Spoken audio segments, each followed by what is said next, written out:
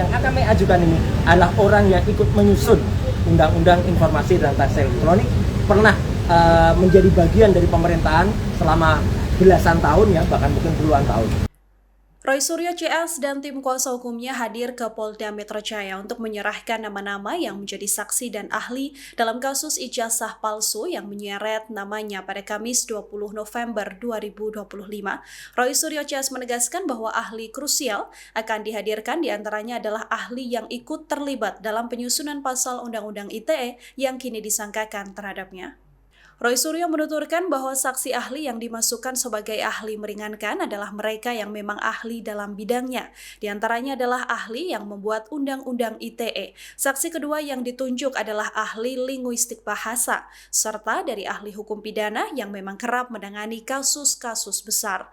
Roy Suryo menegaskan bahwa saksi-saksi tersebut dan juga ahli bukan mereka yang hanya menafsirkan pasal di undang-undang, namun benar-benar pihak dari pemerintah yang membantu menyusun Undang-Undang ITE. Menurutnya kehadiran saksi ahli ini akan memberikan perspektif yang sangat kuat untuk menguji apakah pasal yang digunakan penyidik telah tepat, proporsional, dan memenuhi unsur sebagaimana dimaksud pembentuk undang-undang. Baik, terima kasih. Jadi jelas ya teman-teman. Assalamualaikum warahmatullahi wabarakatuh. Tadi sudah diterangkan oleh koordinator tim non litigasi kami, Pak Ahmad Kosinuddin, bahwa kehadiran kami di sini itu adalah untuk menindaklanjuti dan kita mengapresiasi langkah dari Polda Metro Jaya yang telah menyebutkan bahwa kami akan mengajukan sejumlah nama.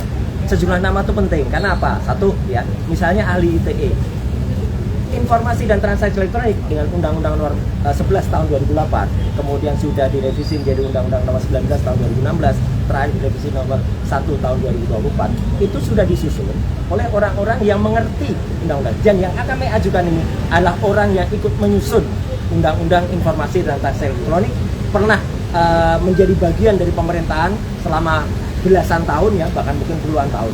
Jadi bukan sekedar orang, katakanlah dia dosen di sebuah kampus, kemudian dia membaca Undang-Undang ITE, dia menerjemahkan sendiri Undang-Undang ITE.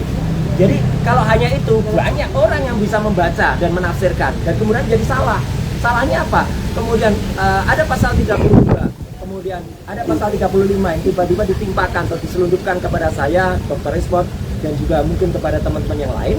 Itu adalah pasal yang salah, karena berulang kali biasanya mengatakan, kan ijazahnya analog. Ya. Pasal 32, 35 itu tentang dokumen elektronik gitu loh. Jadi salah besar, bukan analog. Jadi dari situ yang salah. Kemudian ahli linguistik, ahli bahasa, itu juga sudah punya sertifikat baik nasional maupun di atas itu. Jadi benar-benar ahli hukum pidana, adalah sudah berulang kali menjadi ahli pidana di berbagai kasus, berbagai hal, bukan yang hanya langganan di depan BAP. Ya, jadi kami lihat ahli-ahli yang mereka lakukan itu satu ya, tidak pernah berkualifikasi seperti itu, hanya bisa membaca undang-undang, bukan pembuat undang-undang, jadi nggak bisa dong menafsirkan undang-undang. Saya kebetulan yang membuat juga, tapi karena saya dalam hal ini yang diajukan statusnya menjadi tersangka, maka saya nggak bisa. Tapi yang di atas saya inilah orang yang bersama-sama saya dulu ya, yang dulu ikut dan dia di sisi pemerintah, saya di sisi individu. Jadi saya kira itu ya, clear anunya apa agenda kita hari ini. Sekaligus juga kita mengajukan gelar perkara khusus untuk supaya apa? Kasus ini supaya terang benderang diketahui oleh masyarakat dan lainnya. Dan sekali lagi saya ingin menyampaikan terima kasih kami kepada semua pihak yang sudah ikut membantu membersamai ibu-ibu, mak-mak, teman-teman tokoh-tokoh aliansi independen ya, dan juga lawyer terutama yang di bawah koordinasi Pak Petrus Celestinus dan juga Pak Ahmad Kosinuddin. Saya kira itu ya, mungkin akan disambung oleh Mang Rismot. Oh satu lagi dikit. Semalam ada satu acara, saya nggak nyebut TV-nya ya, yang ada seseorang yang tanpa kualifikasi yang jelas ya, menjelaskan tentang VGGNet, menjelaskan tentang ARFACE, menjelaskan tentang FaceNet.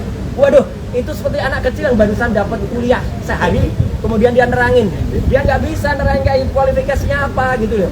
Dan pada acara lain sebelumnya, acara yang dipandu oleh Bang Karli, udah saya bantah itu semuanya. Hanya sayang semalam itu saya kebetulan ada kebetulan di TV lain gitu loh. Jadi jam yang sama, waktu yang sama, harusnya saya juga ada di situ kan, karena itu geser harinya bukan pada hari biasanya.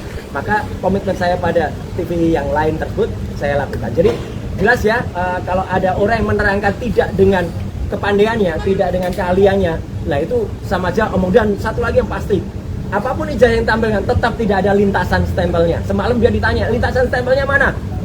Bingung lagi, ngomong kanan ngomong. Download Tribun X sekarang, menghadirkan lokal menjadi Indonesia.